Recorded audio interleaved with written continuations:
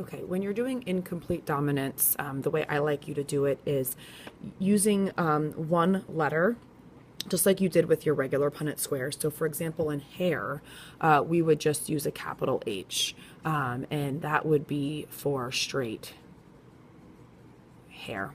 And then if you had two of these capital H letters, that would be somebody that has straight hair. In order to have curly hair, so I'll put another H there. So that person, oops, you can't see that. Let me move my video. There you go. So that person would have straight hair.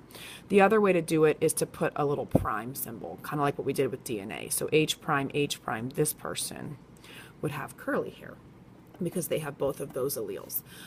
When you have a mixture, so you're heterozygous, so one without the prime and then one with the prime, that gives you the wavy hair. So that's the way I think you guys should go about this. If you're looking at this with respect to the cow coat color or to the flower color, then you would just do an F for flower. So let's say you have somebody with straight hair, so they would be up here, right? There's your straight hair. And let's say you want to cross that straight-haired person with somebody with curly hair.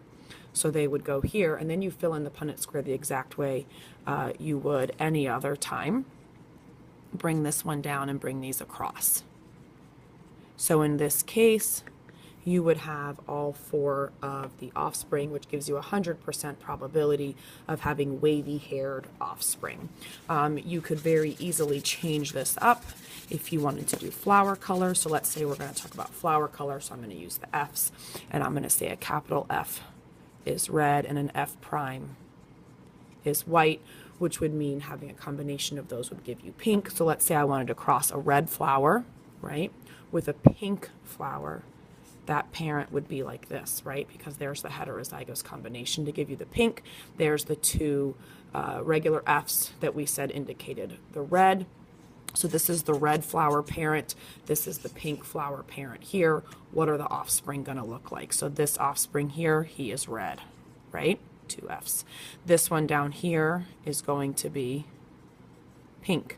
This one over here, also red, right? And this one over here, also pink. When you have an incomplete dominant situation, notice there's no way with a red parent and a pink parent to ever get white offspring. Okay, so it really just depends on what combination of alleles your parents have. Okay, the last one I want to show you, let's say we do two pink flowers, right? So we have two heterozygous parents. This one's heterozygous, this one's heterozygous, right? Both parents are pink. Now we get our most interesting combination of offspring possibilities.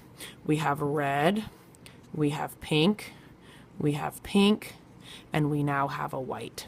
So we call this a 1 to 2 to 1 ratio of red to pink to white. But that combination is only possible when your two parents are heterozygous. So that would be your incomplete dominant Punnett squares.